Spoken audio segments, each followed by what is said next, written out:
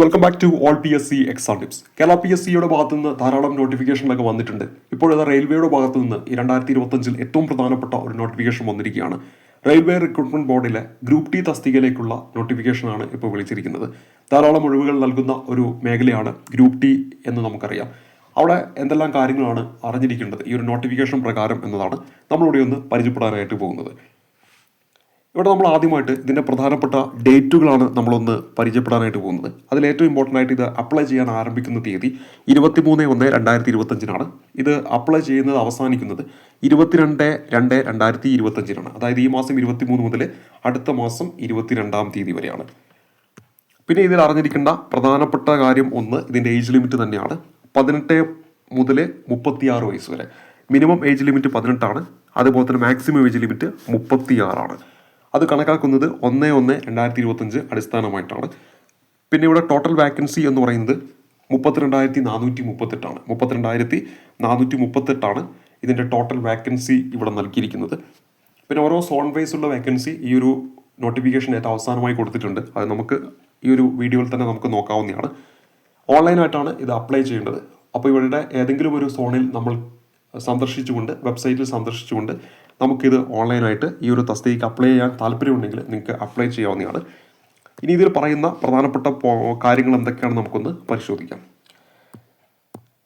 ഇതിലെ പ്രധാനപ്പെട്ട കാര്യങ്ങളിലേക്ക് വരുമ്പോൾ ഇനി നമുക്ക് അറിഞ്ഞിരിക്കേണ്ടത് പ്രധാനമായിട്ടും ഇതിൻ്റെ ക്വാളിഫിക്കേഷൻ നമ്മളിപ്പോൾ പറഞ്ഞു. അതേപോലെ തന്നെ ഇതിൻ്റെ മെഡിക്കൽ സ്റ്റാൻഡേർഡ് നിങ്ങൾ ഓർത്തിരിക്കണം. A2, A3 എന്നിങ്ങനെയുള്ള മെഡിക്കൽ സ്റ്റാൻഡേർഡ് ഉണ്ട്. അത് കൃത്യമായിട്ട് ഇവിടെ കൊടുത്തിട്ടുണ്ട്. എന്താണ് അതുകൊണ്ട് ഉദ്ദേശിക്കുന്നതൊക്കെ കൃത്യമായിട്ട് ഇവിടെ കൊടുത്തിട്ടുണ്ട്. ജനറൽ ഫിറ്റ്നസ് എന്ന് പറയുന്നത് physical fit in all respects. എല്ലാ രീതിയിലും നമ്മൾ ഫിസിക്കൽ ഫിറ്റ് ആയിരിക്കണം.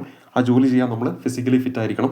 A2 സ്റ്റാൻഡേർഡ് എന്ന് ഉദ്ദേശിക്കുന്നത് നമുക്ക് 2 കണ്ണിലും 6/9 ആ ഒരു കാഴ്ച നമുക്കുണ്ടായിരിക്കണം. അതുപോലെ തന്നെ 0.6 ആ ഒരു ഇതിൽ നമുക്ക് എന്ത് ചെയ്യണം, ഗ്ലാസ് ഒന്നും തന്നെ വെക്കാതെ നമ്മുടെ ദൂരക്കാഴ്ച 6/9 നിയർ വിഷൻ എന്ന് പറയുന്നത് 0.6 0.6 അതുപോലെ തന്നെ മറ്റ് ഇതൊന്നും ഉണ്ടാകാൻ പാടില്ല. കണ്ണിന് വേറെ അസുഖങ്ങളോ ഒന്നും പാടില്ല. പിന്നെ A3 കേസിലേക്ക് വരുമ്പോൾ അവിടെ എന്താണ് ഉദ്ദേശിക്കുന്നതെന്ന് കൃത്യമായിട്ട് ഇവിടെ കൊടുത്തിട്ടുണ്ട്.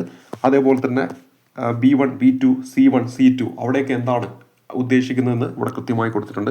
അപ്പോൾ അത് കൃത്യമായിട്ട് നമ്മൾ ഈ പറഞ്ഞ എന്തെങ്കിലുമൊക്കെ പ്രോബ്ലം ഉണ്ടോ എന്ന് മനസ്സിലാക്കിയ ശേഷം മാത്രം വേണം ഇതിലുള്ള ഓരോ തസ്തികയിലേക്ക് നമ്മൾ അപ്ലൈ ചെയ്യാനായിട്ട്. അപ്പോൾ ഒരു ഐ ടെസ്റ്റ് ഒക്കെ ചെയ്തിട്ട് ഈ പറയുന്ന സ്റ്റാൻഡേർഡ് നമുക്കുണ്ടോ എന്ന് മനസ്സിലാക്കണം. അതിനുശേഷം മാത്രം വേണം ഈ ഒരു തസ്തികയിലേക്ക് അപ്ലൈ ചെയ്യാനായിട്ട്. ഇല്ലാത്ത പക്ഷം എന്ത് ചെയ്യും, അവസാനത്തെ ഈ ഒരു മെഡിക്കൽ ടെസ്റ്റ് വരുന്ന സമയത്ത് നമ്മൾ ഫെയിലായി പോയാൽ പിന്നീട് ഈ ഒരു റിക്രൂട്ട്മെന്റ് പ്രോസസ്സ് നമ്മളെ പരിഗണിക്കത്തില്ല.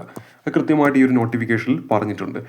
പിന്നെ ഏജ് ലിമിറ്റ് നമ്മൾ പറഞ്ഞേ ഉള്ളൂ. നേരത്തെ അത് 18 മുതൽ 33 വയസ്സായിരുന്നു. ഇപ്പോൾ അത് എത്രയായി മാറി, 18 മുതൽ 36 വയസ്സാക്കിയിട്ടുണ്ട്. അതുപോലെ തന്നെ സംവരണ വിഭാഗങ്ങൾക്ക് ഉയർന്ന ആ ഒരു ഏജ് ലിമിറ്റിൽ ആനുകൂല്യങ്ങളുണ്ട്. ഇപ്പോൾ OBC ആണെങ്കിൽ നോൺ ക്രീമി ലെയർ ആയിരിക്കണം. അപ്പോൾ അങ്ങനെയാണെങ്കിൽ 3 ഇയറാണ് അവിടെ അവരുടെ ആ ഒരു ഏജ് അപ്പർ ഏജിൽ അവർക്ക് കിട്ടുന്ന ആനുകൂല്യം എന്ന് പറയുന്നത്. അതായത് 36 ആണെങ്കിൽ 39 വയസ്സ് വരെ കിട്ടും. ഇനി 5 വർഷമാണ് SC/ST എന്ന് പറയുന്നത്.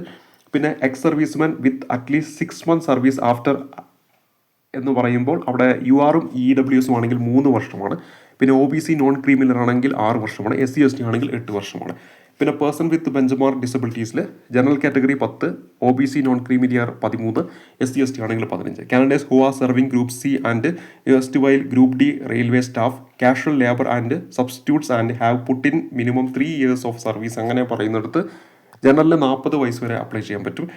OBC നോൺ ക്രീമി ലെയർ ആണെങ്കിൽ 40 ഇയർ വരെ അപ്ലൈ ചെയ്യാൻ പറ്റും. അതായത് 45 വയസ്സ് വരെയാണ് SC/ST വന്നത്. അപ്പോൾ അത് കൃത്യമായിട്ട് നിങ്ങൾ വായിച്ചു നോക്കിയിട്ട് ഏത് കാറ്റഗറി ആണോ ഉള്ളത് അത് നിങ്ങൾ അവിടെ സെലക്ട് ചെയ്യുമ്പോൾ തന്നെ നിങ്ങളുടെ ഏജ് ലിമിറ്റും അതോടെ ഓട്ടോമാറ്റിക്കായിട്ട് ആ ഒരു ആപ്ലിക്കേഷൻ ചെയ്യുന്ന സമയത്ത് വരുന്നതായിരിക്കും.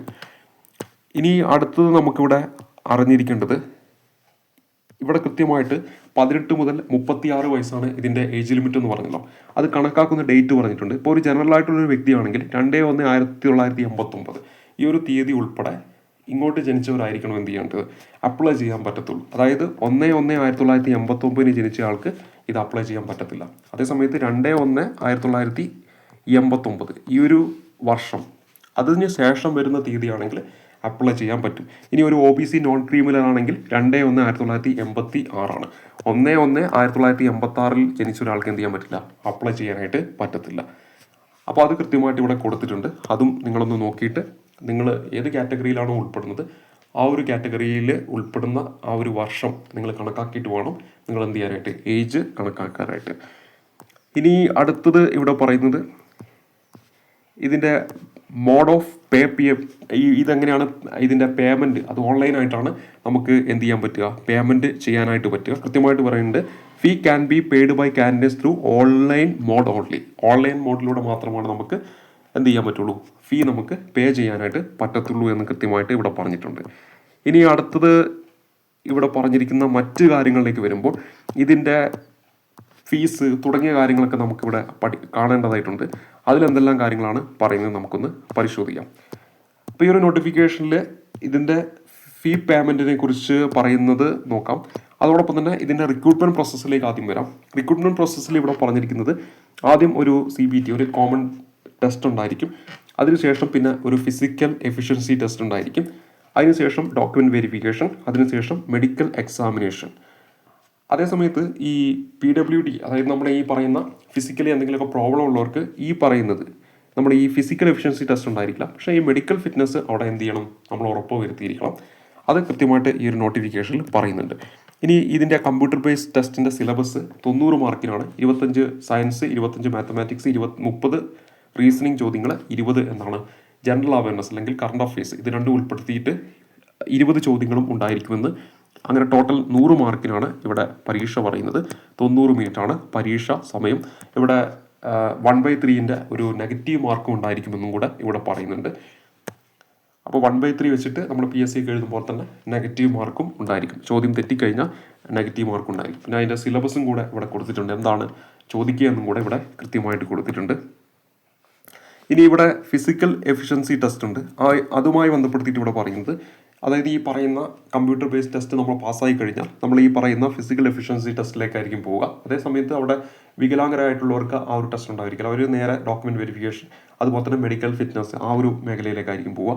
അപ്പോൾ ഇവിടെ മെയിൽ കാൻഡിഡേറ്റ് ആണെങ്കിൽ 35 കിലോ ഭാരം നമ്മൾ എടുത്തുകൊണ്ട് അത് താഴെ ഇടാതെ നമ്മൾ എന്ത് ചെയ്യണം, 2 മിനിറ്റ് കൊണ്ട് 100 മീറ്റർ ഡിസ്റ്റൻസ് നമ്മൾ പോയിരിക്കണം. അതുപോലെ തന്നെ മറ്റൊന്ന് പറയുന്നത് 1000 മീറ്റർ നമ്മൾ ഓടണം 4 മിനിറ്റ് 15 സെക്കൻഡ് കൊണ്ട്. അതും ഒറ്റ ചാൻസിൽ തന്നെ നമ്മൾ ആ ഒരു ഡിസ്റ്റൻസ് കവർ ചെയ്തിരിക്കണം. ഇനി അടുത്ത ഫീമെയിൽ കാൻഡിഡേറ്റ് ആണ്. ഫീമെയിൽ കാൻഡിഡേറ്റിൻ്റെ കേസിലേക്ക് വരുമ്പോൾ ഈ 35 കിലോ എന്നത് 20 കിലോഗ്രാമായിട്ട് കുറഞ്ഞു. 100 മീറ്ററാണ് നമ്മൾ അവിടെ താണ്ടേണ്ടത് 2 മിനിറ്റ് കൊണ്ട്. Should be able to run for a distance of 1000 meters in 5 minutes and 40 second in 1 chance. അപ്പോൾ അവിടെ ഓടേണ്ടത് 1000 മീറ്റർ തന്നെയാണ്. പക്ഷേ അവിടെ സമയം 1 മിനിറ്റ് 40 സെക്കൻഡ് എന്നാണ് കൂടുതലായിട്ട് കൊടുത്തിട്ടുണ്ട്. 5 മിനിറ്റ് 40 സെക്കൻഡ് കൊണ്ട് അവർ ആ ഒരു ഡിസ്റ്റൻസ് എന്താ ചെയ്താൽ മതി, കവർ ചെയ്താൽ മതി എന്നും കൂടെ കൊടുത്തിട്ടുണ്ട്. ഇതാണ് ഫിസിക്കൽ എഫിഷ്യൻസി ടെസ്റ്റ് എന്ന് പറയുന്നത്. ഇപ്പോൾ നമ്മൾ സാധാരണ നമ്മുടെ പോലീസിലൊക്കെ പോകുന്ന പോലത്തെ അല്ല. ഈ ഇത് നമ്മൾ എന്ത് ചെയ്താൽ മതി, ക്വാളിഫൈ ചെയ്തിട്ടുണ്ടെങ്കിൽ നമുക്ക് ആ ഒരു ടെസ്റ്റ് പാസ്സാകാൻ പറ്റുന്നതാണ്. അപ്പോൾ ഇത്തരം കാര്യങ്ങളാണ് നമ്മൾ പ്രധാനമായിട്ടും ഇവിടെ പറഞ്ഞു പോകുന്ന കാര്യങ്ങൾ. ഇനി ഇതിൻ്റെ നോട്ടിഫിക്കേഷനുമായി ബന്ധപ്പെടുത്തിയിട്ട് നമുക്ക് അറിയേണ്ടത് ഇതിൻ്റെ ഓരോ സോൺ വൈസ് ആയിട്ടുള്ള വാക്കൻസീസ് ആണ്. ഇനി ഓരോ സർട്ടിഫിക്കറ്റിൻ്റെ ഫോർമാറ്റ് എങ്ങനെയായിരിക്കും, ഇപ്പോൾ SC/ST സർട്ടിഫിക്കറ്റ് ഇങ്ങനെയായിരിക്കണം, ഈ ഒരു ഫോർമാറ്റിൽ തന്നെ വേണം നമ്മൾ ഉണ്ടാക്കിയെടുക്കാനായിട്ട്. അതേപോലെ തന്നെ ഇപ്പോൾ OBC non creamy layer certificate ഇപ്പോൾ നമ്മൾ തഹസിൽദാരുടെ കയ്യിൽ നിന്നായിരിക്കും അത് മേടിക്കേണ്ടത്. നമ്മൾ PSC ആകുമ്പോൾ നമ്മൾ വില്ലേജ് ഓഫീസിൻ്റെ ഒക്കെ കയ്യിൽ നിന്നായിരിക്കും മേടിക്കുക. ഇത് നേരെ നമ്മൾ സെൻട്രൽ പർപ്പസിനാണ്. അപ്പോൾ തഹസിൽദാരുടെ കയ്യിൽ നിന്ന് വേണം നമ്മളിത് മേടിക്കാനായിട്ട്. അത് ഇതിൽ പറയുന്നുണ്ട്, ആരൊക്കെയാണെന്ന് കൃത്യമായിട്ട് പറയുന്നുണ്ട്. അപ്പോൾ ആ ഒരു ഫോർമാറ്റ് ഇങ്ങനെ തന്നെ ആയിരിക്കണം ഇവർ ആക്സെപ്റ്റ് ചെയ്യുന്നത്. അവിടെ നിന്ന് തരുന്ന ആ ഒരു സർട്ടിഫിക്കറ്റിൻ്റെ ഫോർമാറ്റ് ഈ ഒരു രീതിയിൽ തന്നെ ആയിരിക്കണം. ഇനി ഇതിൽ ഓരോ സർട്ടിഫിക്കറ്റിൻ്റെ ഫോർമാറ്റ് കൃത്യമായിട്ട് ഇവിടെ കൊടുത്തിട്ടുണ്ട്.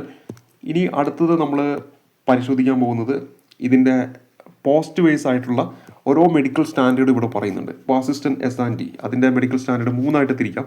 ഒന്ന് പ്രൊഡക്ഷൻ യൂണിറ്റ്, സിഗ്നൽ, വർക്ക്ഷോപ്പ്, ഈ 3 വിങ്ങിലേക്ക് സെലക്ട് ചെയ്യുന്നുണ്ട്. അതിൽ പ്രൊഡക്ഷൻ യൂണിറ്റ് ആണെങ്കിൽ C1 മതി, സിഗ്നൽ ആണെങ്കിൽ B1 സ്റ്റാൻഡേർഡ് വേണം, പിന്നെ വർക്ക്ഷോപ്പ് ആണെങ്കിൽ C1 സ്റ്റാൻഡേർഡ് വേണം. അങ്ങനെ ഓരോ പോസ്റ്റും അതുമായി ബന്ധപ്പെട്ട അതിൻ്റെ മെഡിക്കൽ സ്റ്റാൻഡേർഡ് എന്താണെന്ന് ഇവിടെ കൃത്യമായിട്ട് പറയുന്നുണ്ട്.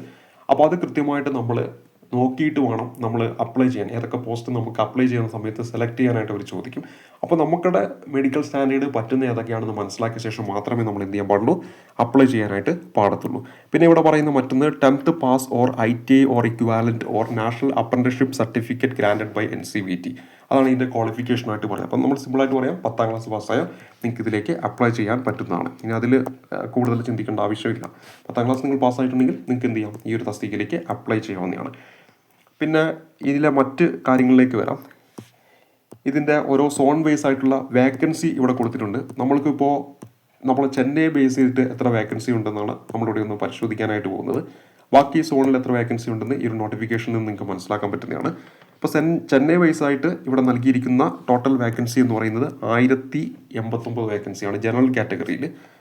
ഇനി അതിന് ശേഷം 397 വേക്കൻസി SC വിഭാഗത്തിലുണ്ട്. അതുപോലെ തന്നെ ST ആണെങ്കിൽ 228, OBC 698, EWS 279. ടോട്ടൽ എത്രയുണ്ട്? 2694.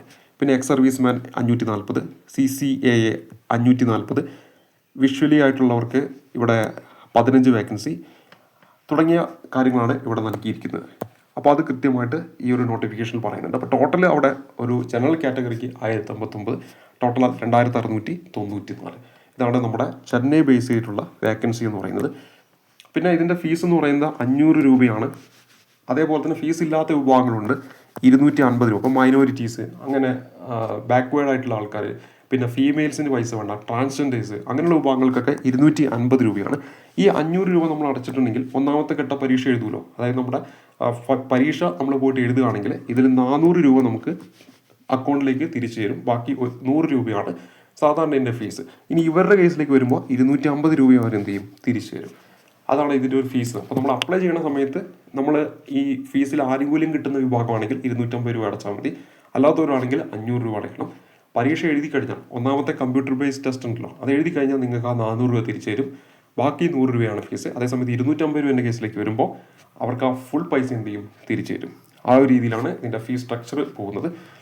അപ്പോൾ ഇത്രയും കാര്യങ്ങളാണ് ഇന്നത്തെ ഈ ഒരു വീഡിയോയിൽ ഉൾപ്പെടുത്തിയിരിക്കുന്നത്. നമ്മൾ പ്രധാനമായിട്ടും ഉദ്ദേശിച്ചത് ഈ നോട്ടിഫിക്കേഷനിൽ പറയുന്ന കാര്യങ്ങൾ എന്താണെന്ന് പറഞ്ഞു തരിക, അതോടൊപ്പം തന്നെ ഇങ്ങനെ ഒരു നോട്ടിഫിക്കേഷൻ വന്നു എന്ന് അറിയിക്കുക. അത് തന്നെയാണ് പ്രധാനപ്പെട്ട ഒരു ഉദ്ദേശം. അപ്പോൾ ഈ ഒരു നോട്ടിഫിക്കേഷൻ നിങ്ങൾക്ക് ഡൗൺലോഡ് ചെയ്യാൻ താല്പര്യമുണ്ടെങ്കിൽ നമ്മുടെ ടെലിഗ്രാം ചാനലുണ്ട്, അല്ലെങ്കിൽ നമ്മുടെ RRBയുടെ ഔദ്യോഗികമായിട്ടുള്ള വെബ്സൈറ്റിലൊക്കെ പോയിട്ടുണ്ടെങ്കിൽ ഇത് നിങ്ങൾക്ക് ഡൗൺലോഡ് ചെയ്ത് എടുക്കാവുന്നതാണ്. അപ്പോൾ അടുത്തൊരു വീഡിയോയിൽ കാണാം. അതുവരേക്കും നന്ദി, നമസ്കാരം.